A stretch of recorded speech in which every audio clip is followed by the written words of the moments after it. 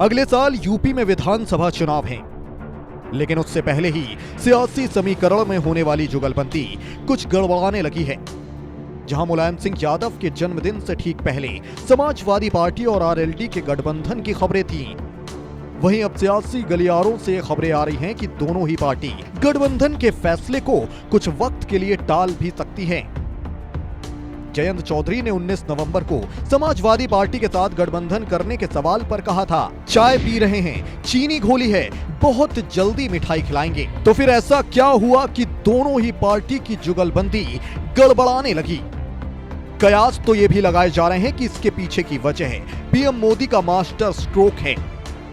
PM Modi के 3 कृषि कानून वापस लेने के फैसले के बाद से ही समाजवादी पार्टी और आरएलडी का गठबंधन दुविधा में है। इसके अलावा खबरें तो यह भी है कि दोनों ही पार्टी की बात सीटों पर आकर अटक गई है। आरएलडी 50 सीटों की मांग कर रही है तो समाजवादी पार्टी महज 32 सीटें ही देने को तैयार है। दोनों के बीच चरथावल सीट को लेकर भी पेंच फंसा हुआ है।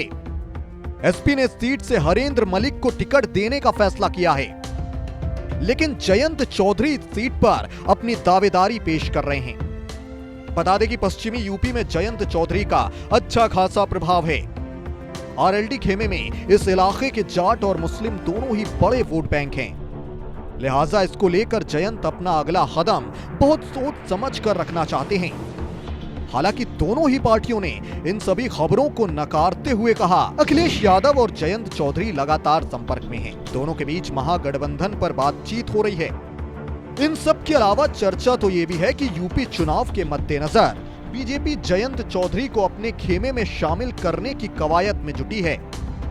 लेकिन इस बीच जयंत चौधरी ने बीजेपी का दामन थामने के सवाल पर कहा, 1 साल बाद कानून वापस कर रहे हो तो जवाब देना पड़ेगा। किसानों की मौत का जवाब देना होगा, लखीमपुर का जवाब देना होगा।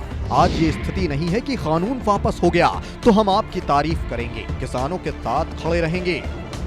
खैर, अखिलेश और जयंत दोनों ही नेता बखूबी जानते हैं कि अगर यूपी में बीजेपी से मुकाबला करना है तो इनका साथ आना जरूरी है।